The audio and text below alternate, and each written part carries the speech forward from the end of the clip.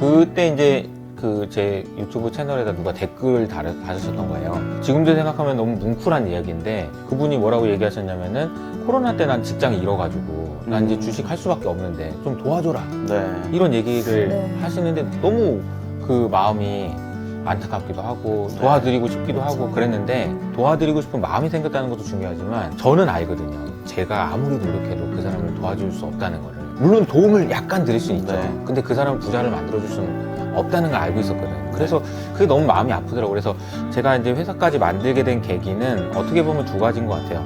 도와드리고 싶다라는 마음이 있지만 내 한계가 있기 때문에 못한다. 근데 이걸 가능하게 만들려면 이 마음을 유지하면서 나도 좀 성장하고 나도 능력이 좀 커져야지. 그래도 조금이라도 더 많은 사람한테 도움을 주지 않겠냐. 이런 생각으로 시작하게 됐던 것 같아요. 네.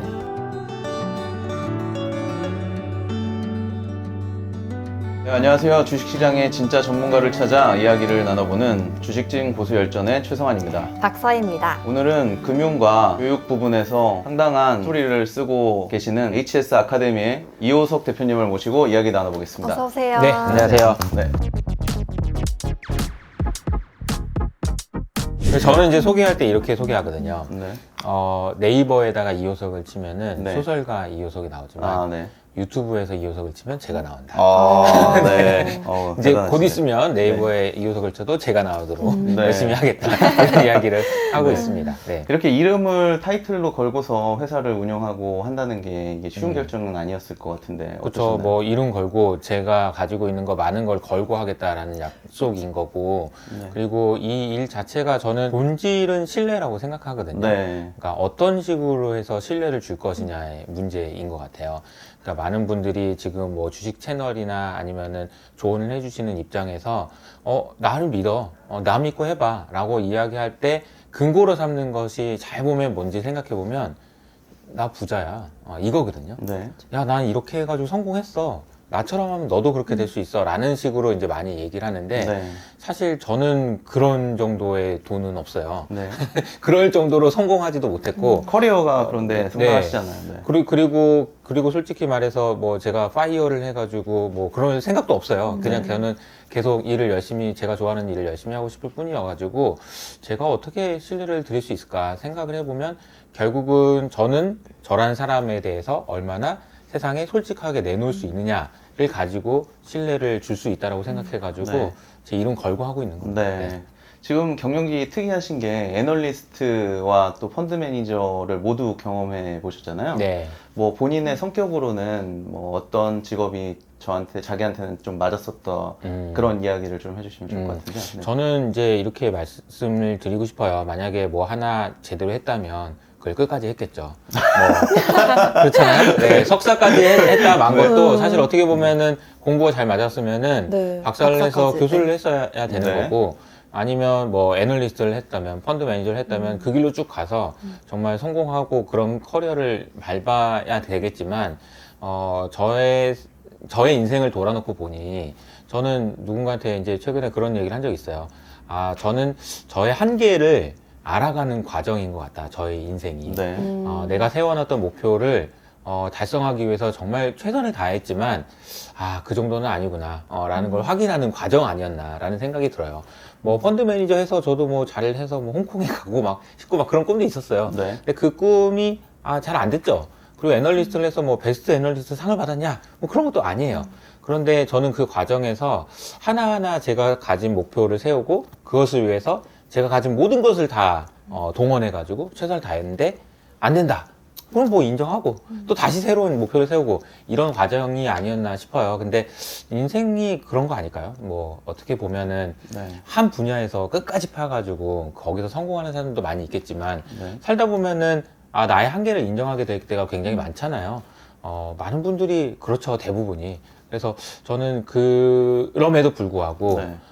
제가 지금까지 무엇인가를 포기하지 않고 하고 있다는 것 자체가 저는 누군가한테 자랑할 만한 일이라고 생각하거든요. 네. 여러 가지 일이 있었고 좌절하고 그만둘 수도 있었지만 저는 지금까지 포기 안 하고 새로운 무엇인가를 만들어서 또 하고 있습니다. 네. 이런 말씀을 드릴 수 있는 게 저는 좀 자랑할 만한 게 아닌가. 그래서 제가 파이어족이어가지고 돈 없어도 돼요. 이런 얘기는 드리고, 만약에 설사 그렇더라도 드리고 싶지도 않아요. 그걸 통해서 신뢰를 얻고 싶은 생각도 없고요.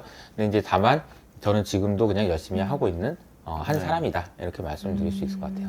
제가 축구를 되게 좋아하거든요. 네.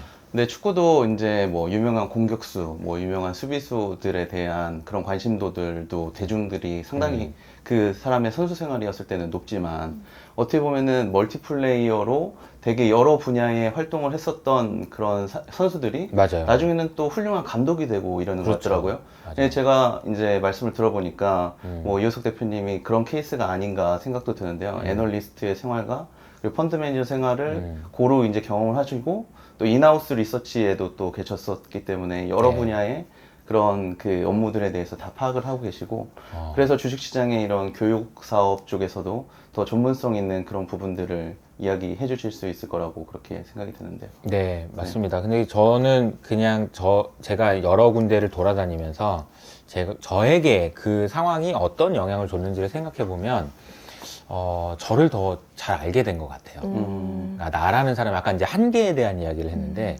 한계뿐만 아니라, 나란 사람은, 무엇이 장점이구나. 나란 사람은 이것이 약점이구나. 라는 것을 알게 되는 것이 굉장히 큰 성장이라고 생각해요. 네. 많은 사람들이, 잘못 생각하시는 것 중에 하나가 이거예요.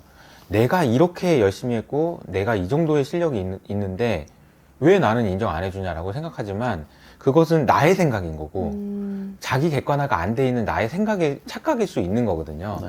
근데 이거를 세상에 꺼내보면, 이게 내가 별거 아닐 수도 있겠구나. 근데 사실 근데 그 과정이 너무너무 가슴 아픈 일이거든요. 너무너무 속상한 일이고요. 근데 그럴 때마다 막 울고 막 불고 막 할 수도 있어요. 그런데 그 과정이 없으면 절대 성공할 수가 없었던 것 같아요. 말씀하신 대로 제가 다양한 분야에 있다 보니까 펀드 매니저 할 때는 애널리스트를 하는 걸 보고 저렇게 하면 안 되는데 라는 생각을 하고요. 네. 애널리스트 할 때는 또 내가 마치 그렇게 생각을 했으니까 더 잘해야지라고 생각하지만 펀드 매니저가 또 이렇게 보이는 거고요. 그러니까 다양한 관점에서 보다 보면은 좀 다른 시선도 생기고 네. 그런 부분인 것 같습니다. 되게 네. 다양한 경험을 하셨는데 가장 큰 영향을 끼쳤던 그런 경험 있으실까요? 제가 어떻게 보면은 이제 이 회사를 만들게 된 네. 계기라고 네. 볼 수 있을 것 같은데 2020년 초였던 것 같아요. 그때 이제 코로나 당시에 주식시장으로 사람들이 그냥 막 들어올 때 SK증권에서 네, SK증권에서 있을 때 뭔가 모르게 이거는 아닌 것 같은데 라는 생각이 들고 네. 근데 저도 주식시장을 좋게 보긴 했지만 이 과정에서 다들 살아남으셔야 될 텐데 그냥 준비 없이 오신 분들이 너무 좀 걱정되고 막 이런 네. 생각이 들었는데 그때 이제 제 유튜브 채널에다 누가 댓글 달으셨던 거예요. 지금도 생각하면 너무 뭉클한 이야기인데 그분이 뭐라고 얘기하셨냐면은 코로나 때 난 직장을 잃어가지고 난 이제 주식 할 수밖에 없는데 좀 도와줘라. 네. 이런 얘기를 네. 하시는데 너무 그 마음이 안타깝기도 하고 도와드리고 싶기도 그쵸. 하고 그랬는데 또 이제 그 마음에서 이제 도와드리고 싶은 마음이 생겼다는 것도 중요하지만 저는 알거든요. 제가 아무리 노력해도 그 사람을 도와줄 수 없다는 거를. 물론 도움을 약간 드릴 수는 있죠. 네. 근데 그 사람 부자를 만들어줄 수는 없다는 걸 알고 있었거든. 그래서 그게 너무 마음이 아프더라고요. 그래서 제가 이제 회사까지 만들게 된 계기는 어떻게 보면 두 가지인 것 같아요. 도와드리고 싶다라는 마음이 있지만 내 한계가 있기 때문에 못한다.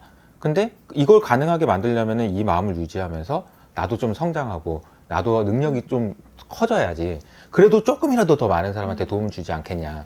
이런 생각으로 시작하게 됐던 것 같아요. 네.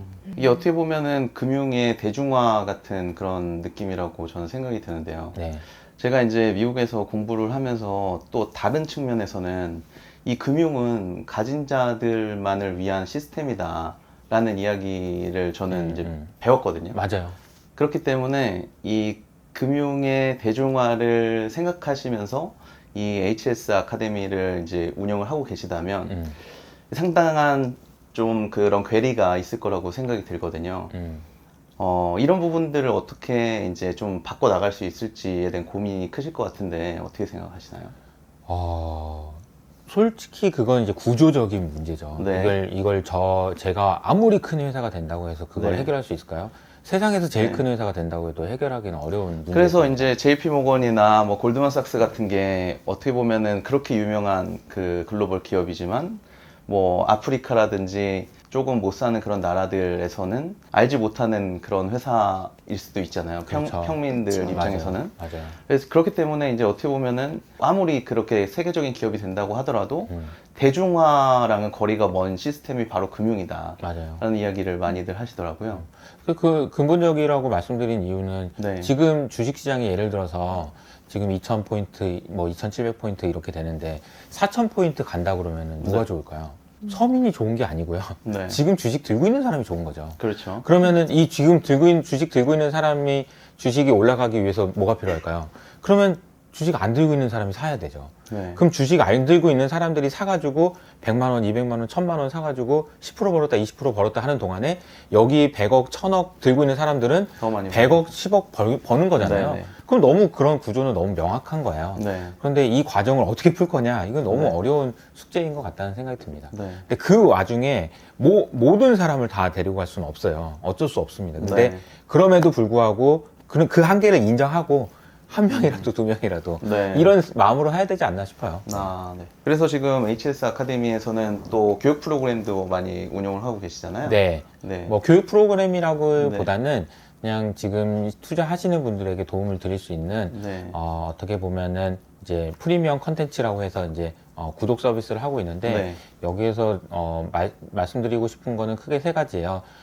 최근에 시장이 어떻게 흘러가고 있는지에 대한 시황과 관련된 부분, 네. 그리고 어떻게 투자하면 좋겠다, 나는 이렇게 하고 있다라는 그런 전략과 관련된 부분, 그리고 마지막으로는 이런 용어들을 아셔야지 세상을 보실 수 있을 텐데 그 용어에 대한 개념 설명, 그러니까 네. 공부하는 부분, 이렇게 세 가지를 네. 제가 전달을 해드리고 있습니다. 아. 네. 우리 박서희 아나운서는 HS 아카데미에 꼭 관심을 가져보셔야 될 것 같은데. 안 그래도 구독 서비스가 있길래 네. 좀 해볼까라는 생각을 아까 했거든요. 네. 근데 아카데미를 운영하시면서 가장 중요하게 여기시는 가치가 있을 것 같은데 혹시 들어볼 수 있을까요? 중요하게 생각하는 가치요. 글쎄요. 뭐 저와 함께 하는 많은 분들이 부자가 네. 됐으면 좋겠습니다. 네. 그 부자가 된다라는 개념을 저는 이제 투자를 왜 해야 되는지, 그리고 왜 부자가 돼야 되는지, 이 개념이 그냥 단순히 돈을 목적으로 하는 건 아닌 것 같아요. 그러면 이것을 어떻게 정의하느냐, 저도 고민을 많이 했는데 그냥 두 가지인 것 같아요. 잘 살고 잘 죽고. 네. 잘 살다가 갑자기 잘 죽고. 철학적으로 하시는데. 네. 네. 그러니까 그 투자하는 이유가 저는 잘 살다가 잘 죽는 거라고 생각해요. 네. 잘 산다는 게 뭘까요? 그냥 내가 원하는 만큼 뭔가를 하고 싶은데 인플레이션이 계속되면서 이게 쉽지 않단 말이에요. 근데 그 과정에서 내 재산이 훼손되지 않고 내가 하고 싶은 거 계속 할 수 있으려면은 네. 인플레이션을 이기는 투자. 이게 네. 첫 번째 잘 사는 거예요. 두 번째 잘 죽는 거는 뭐냐면은 내가 가지고 있는 자산보다 내가 먼저 죽어야 돼요. 내 자산이 나보다 빨리 죽으면 안 된다는 얘기예요. 네. 그러니까 이 개념이 결국은 잘 죽는다는 개념이거든요. 그럼 이거는 은퇴 관리가 될 수도 있고 네. 나의 자산 관리가 될 수도 있는 거거든요. 그러니까 쉽게 말하면은 잘 살다가 잘 죽는 거예요. 인플레이션 이기고 내 노후 관리 잘하고 이것이 목표이기 때문에 그것을 하는 과정에서 그 잘 사는 거, 잘 죽는 거 이게 이제 투자의 목적이 아닌가 싶어요. 저희가 이제 네. 추구하는 가치는 그런 부분입니다. 최근에 강의를 좀 봤더니 이렇게 잘 사는 법과 관련돼서 개인의 발전을 위해서 계속적으로 노력해야 된다 그런 말씀을 네, 많이 네. 하신 것 같은데요. 네. 투자자 입장에서는 어떻게 자기 개발을 하면 좋을까요? 자기 개발도 그렇고 네.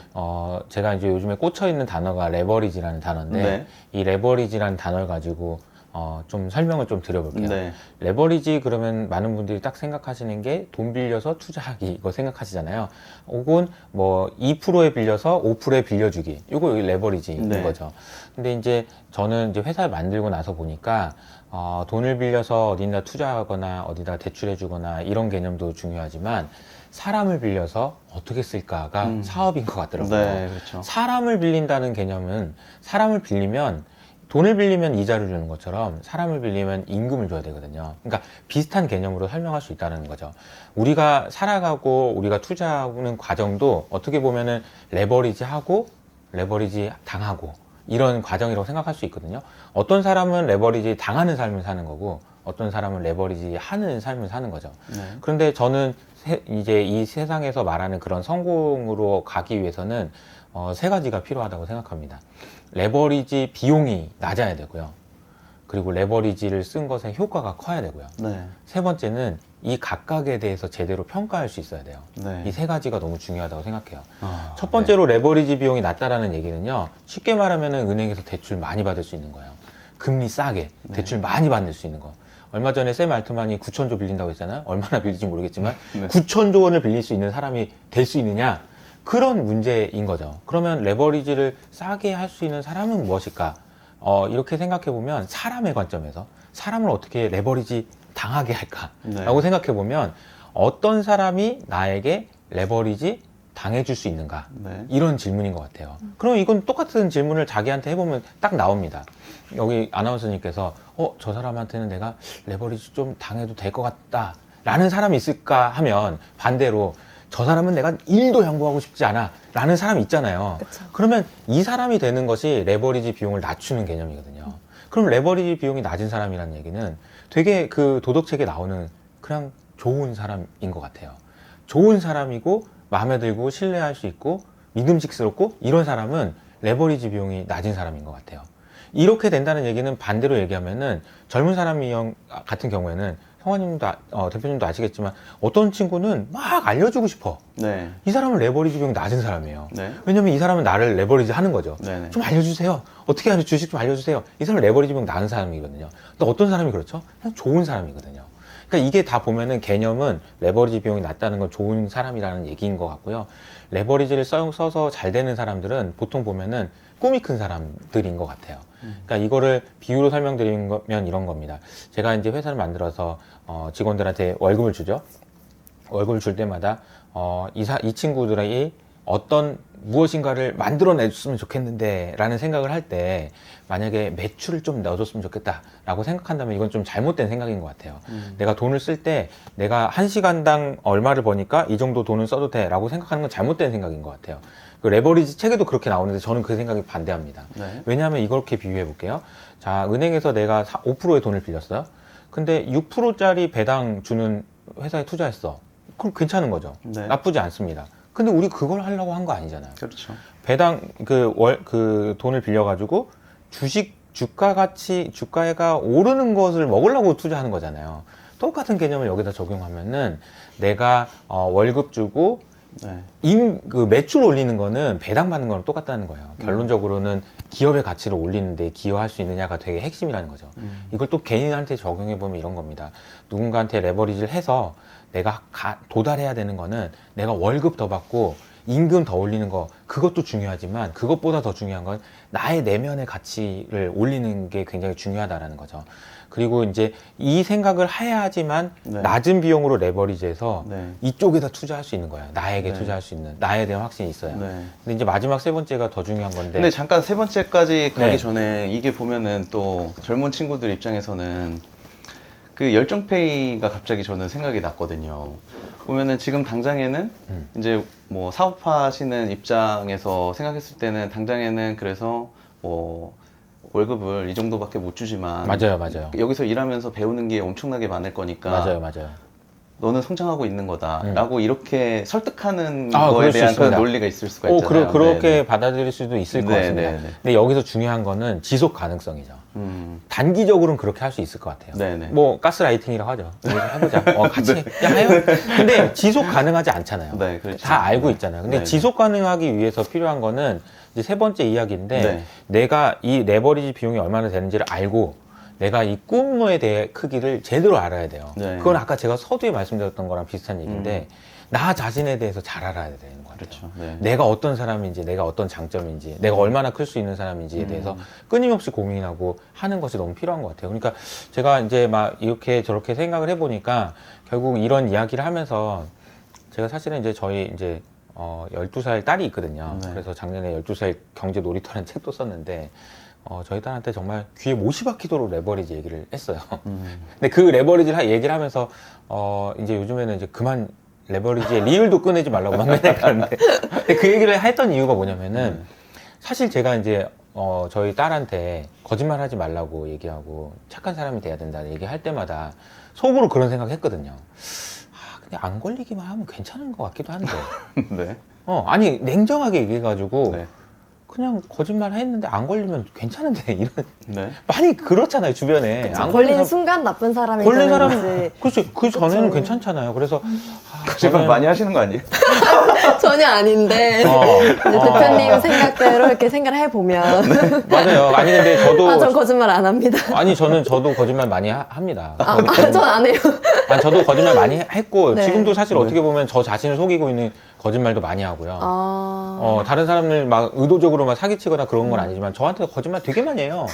그렇잖아요. 저 사람마다 다 네. 얼마나 거짓말 많이 하고 삽니까? 너는 내가- 다 할 수 있는 사람이다. 어. 라고 혼자 따뜻한, 스스로를 네. 이제 뭐 달콤한 네. 속삭임. 그런 거는 되게 좋은 거짓말인데 뭐 야 나는 내일부터는 뭐 할 거야 거짓말 하잖아요. 거짓말 얼마나 나를 많이 속입니까? 아, 그쵸. 저 거짓말 속으로 얼마나 은큼하고 막 그런 얘기 생각하고 있으면서도 거짓말 많이 하잖아요. 근데 제가 이 얘기를 드리는 이유는 네.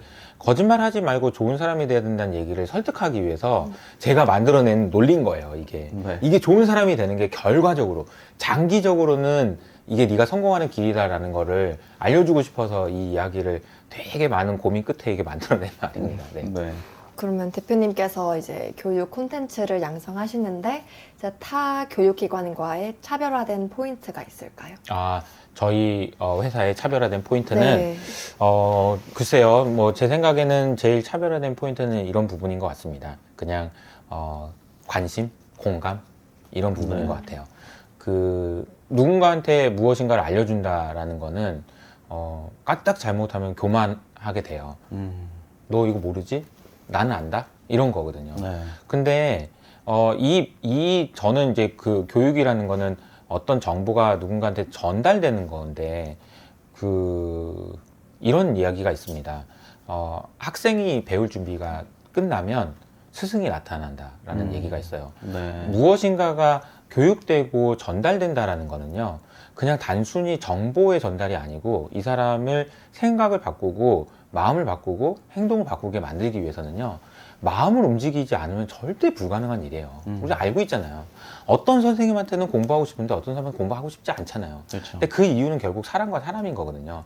근데 거기서 만나는 거는 뭐냐면은 어떤 엄청나게 많은 정보도 이런 게 중요한 게 아니고 이 사람이 배울 준비가 되게 만드느냐. 그래서 이 사람이 나에게 배우고 싶어 하게 만드느냐. 이런 건데 결국은 이거는 학교 다닐 때 똑같아요.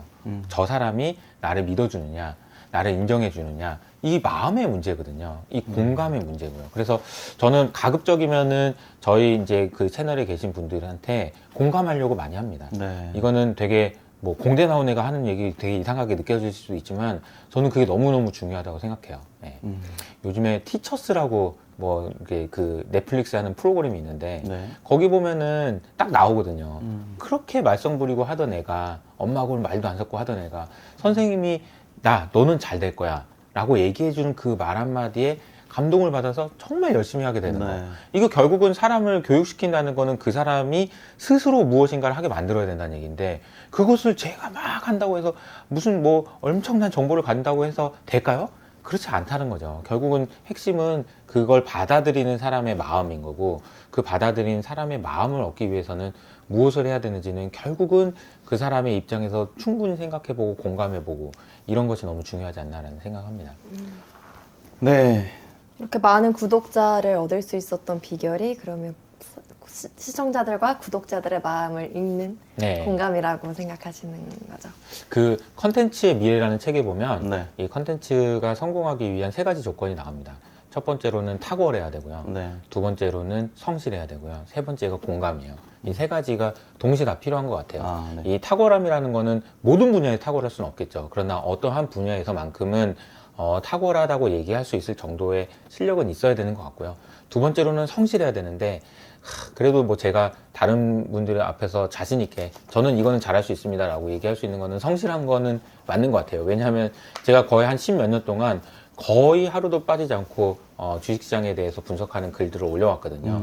그건 성실한 건 맞는 것 같아요. 제가 생각해도.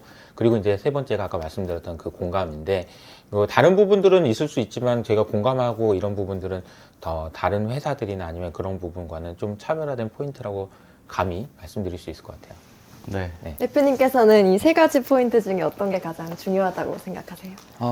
탁월, 성실, 네. 공감 중에. 저는 탁월한 게 일단은 탁월이요? 네. 중요하다고 생각하거든요. 저는 어떻게 보면은 리서치 업무를 계속적으로 해왔기 때문에 어떻게 보면 시장에서 잘 생각하지 못하는 그런 인사이트를 보여주는 게 네, 네. 시장에 공감을 얻을 수 있다고 생각하기 때문에 일단 탑을 찍어야 공감을 얻을 수 있는. 네, 좀 다른 생각을 네. 하는 거를 보여드리는 게 가장 저는 좀 되게 일리 중요하다고 있는 말씀이신 것 같아요. 생각을 했었습니다. 음. 네. 근데 오늘 말씀 듣고 보니까 정말 이 세 가지 요소들을 잘 적용을 하면 좋은 뭐 컨텐츠들을 생산할 수 있을 거다라는 그런 생각이 드는 것 같습니다.